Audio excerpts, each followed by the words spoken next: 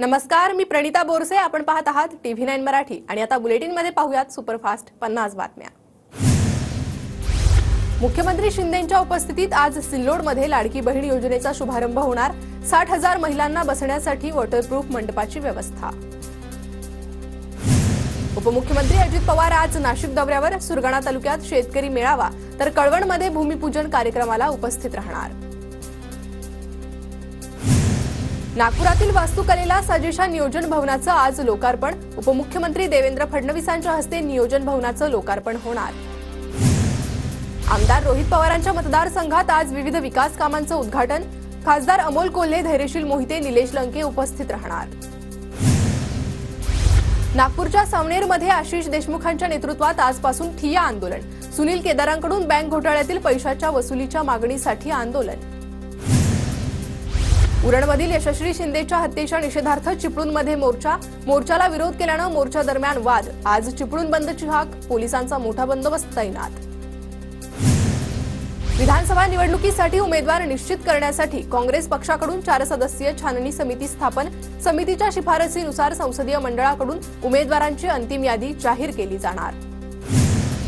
मनोज जरांगे आज पुण्याच्या कोर्टात हजर राहणार. जरांगेंवर नाट्य निर्मात्याची फसवणूक केल्याचा आरोप. कोर्टात हजर न राहिल्यामुळे जरांगेंच्या विरोधात अटक वॉरंट.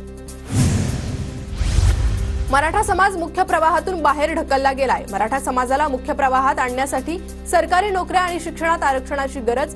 राज्य मागासवर्ग आयोगाचा उच्च न्यायालयात दावा. जीएसटी संकलन जुलैमध्ये 1.82 लाख कोटींवर. 7 वर्षांच्या अंमलबजावणीतील तिसरे सर्वोच्च मासिक संकलन. गतवर्षीच्या जुलै महिन्यापेक्षा 10.3% अधिक. सलग 5 सत्रात विक्रमी दौड कायम.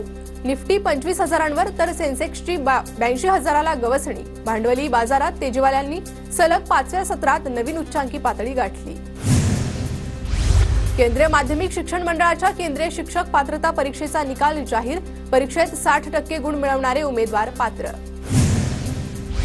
बंदुकीच्या धाकावर शेतकऱ्यांना धमकावणाऱ्या मनोरमा खेडकरच्या जामिनावर आज निकाल. पुणे सत्र न्यायालय आज जामिनावर निकाल देणार. मनोरमा खेडकर पूजा खेडकरची आई.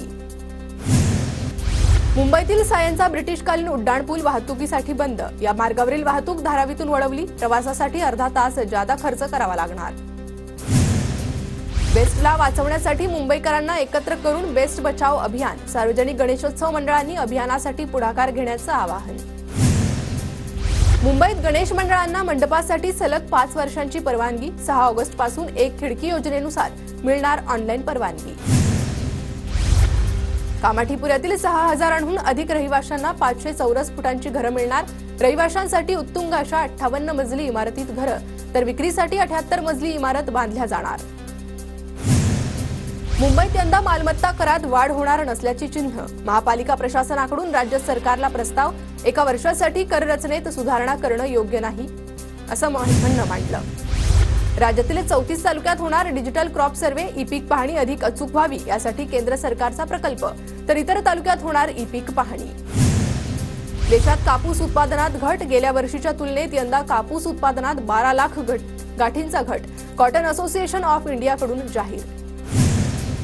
पुण्यातील खडकवासला धरणातून पाण्याचा विसर्ग वाढवला जाणार. धरणातून 11,407 क्युसेकनं पाणी मुठा नदी पात्रात सोडलं जाणार. सांगली जिल्ह्यातील कृष्णा नदी पुन्हा इशारा पातळीवर. संततधार पाऊस आणि कोयनेसह अन्य धरणातील विसर्गामुळे पाणी पातळीत वाढ. नाशिकमधील गंगापूर धरणाचा पाणीसाठा 62.63%वर. गंगापूरसह कश्यपी, गौतमी, गोदावरी आणि आळंदी धरणाच्या पाणीसाठ्यात वाढ. राज्यात ऑगस्टमध्ये सरासरीपेक्षा कमी पावसाचा अंदाज. किनारपट्टी, घाटमाथा आणि पूर्व विदर्भात मध्यम स्वरूपाचा तर मध्य महाराष्ट्र, मराठवाडा, उत्तर महाराष्ट्रात हलक्या पावसाचा अंदाज. सेवा गुणवत्ता निर्देशांकात पुणे विमानतळाचे स्थान घसरले. प्रवासी संख्या वाढत असताना प्रवासी सुविधांचा दर्जा घसरला. सेवा गुणवत्ता निर्देशांकात एप्रिल ते जून दरम्यान 71 वरून 76व्या स्थानी घसरण. एअर इंडिया एक्सप्रेसकडून स्वातंत्र्यदिनी प्रवाशांसाठी विशेष सूट. 1,947 रुपयात प्रवाशांना करता येणार प्रवास. 5 ऑगस्टपर्यंत विमानाचं तिकीट खरेदी करता येणार. अटल सेतूवरून मुंबई पुणे द्रुतगती महामार्गापर्यंत वाहतूक धीम्या गतीनं. पनवेल जवळील कोळखे आणि कोण गावापर्यंत वाहतुकीचा वेग कमी. वाहन चालक आणि प्रवाशांना मनस्ताप. नवी मुंबई एमपीएमसीतील फळ मार्केटमध्ये सीसीटीव्ही कॅमेरे बंद, फळ मार्केटमध्ये लुटमार, चोरी, अवैध धंद्यांच्या घटनांमध्ये वाढ. पंजाब आणि महाराष्ट्र सहकारी बँकेच्या ठेवीदारांना दिलासा देण्याचा प्रयत्न. ठेवीदारांचे पैसे परत करण्यासाठी आर्थिक परिस्थितीचे मूल्यमापन करून दिलासा देण्यासाठी प्रयत्न सुरू. केंद्रीय अर्थमंत्री निर्मला सीतारामन यांचं आश्वासन.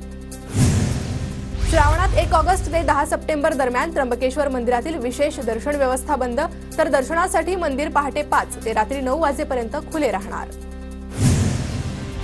कोल्हापूरच्या स्वप्नील कुसाळेला पॅरिसमध्ये ऑलिम्पिकमध्ये कांस्य पदक. खासदार शाहू महाराजांकडून स्वप्नीलचं अभिनंदन, तर आमदार ऋतुराज पाटलांकडून 5 लाखांचं बक्षीस. टाटा मोटर्सच्या 2 कंपन्यातील विभाजन योजनेला मान्यता. प्रवासी वाहनं आणि वाणिज्य वाहनांचेच व्यवसाय 2 स्वतंत्र कंपन्यांमध्ये विभाजित होणार. संचालक मंडळाच्या बैठकीत शिक्कामोर्तब. एसटी महामंडळाला अच्छे दिन येण्यासाठी प्रयत्न केलेल्या कामगारांचा सन्मान. चालक, वाहक आणि यांत्रिक कर्मचाऱ्यांचा सन्मान करण्यात येणार. महामंडळाची आर्थिक स्थिती पुन्हा सुधारू लागली. बीएससी नर्सिंग प्रवेश नोंदणीला सुरुवात. विद्यार्थ्यांना 10 ऑगस्ट पर्यंत नोंदणी करता येणार. अंतिम गुणवत्ता यादी 12 ऑगस्ट रोजी जाहीर होणार. लातूरमधील दादगी इथं तेरणा नदी पात्रात कोळी समाजाचं जलसमाधी आंदोलन.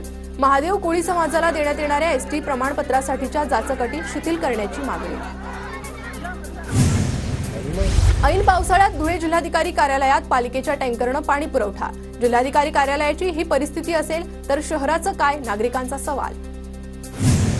नंदुरबार जिल्ह्यात महात्मा गांधी ग्रामीण रोजगार हमी योजनेअंतर्गत 1911 कामं सुरू. 1,41,000 लोकांना रोजगार.